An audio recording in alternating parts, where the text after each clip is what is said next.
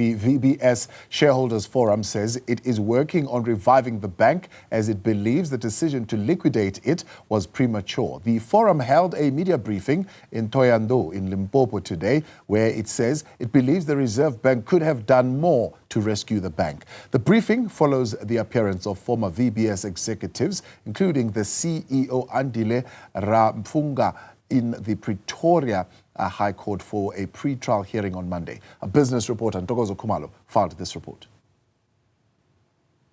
Shumela Venda, or working for Venda, the now well-known slogan, is a major part of what the VBS Shareholders Forum believes could see efforts to revive the bank succeed.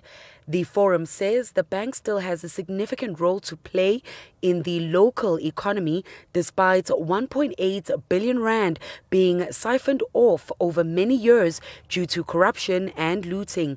The forum's chair argues that the Reserve Bank acted prematurely to call for VBS's doors to be shut.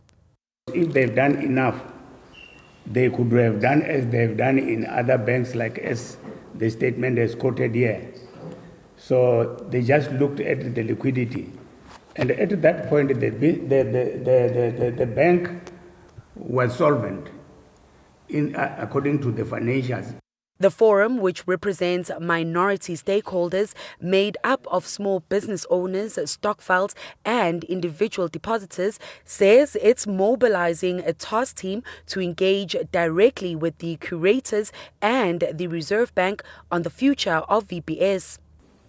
We are also of the view that the VBS should be restored as a going concern to the position before the August 2017 National Treasury Circular. One VBS victim, Esther Mashatama, who started banking with the institution 4 years after it was established in 1982, says the institution played a major role for the unbanked locals. Ngendlela leba bebasebenza nathi ngayo beyilula noma ugogo noma ubani noma awukwazi ukubhala beyilula futhi ngalesikhathi mina ngicala kubhenka imali le bekungekho ikhadi. A former educator, she opened a skills training center in the community to equip young people with the skills to start their businesses and create jobs. She had saved 80,000 rand at the time of the bank's collapse, and despite having little hope of getting the money back, hopes VBS can open for business. Ngicela imali yami ukuthi bayabanjwa oronjani anginandaba. Imali yami ibuye emva, ibank ugovernment asivusele yona. Sikwazi ukuyisebenzisa ngoba vele amandla wethu le bank.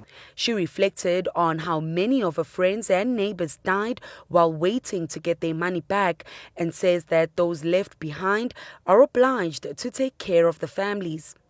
Her son, Michael, says he sees the pain on the remaining victims' faces, including his mother.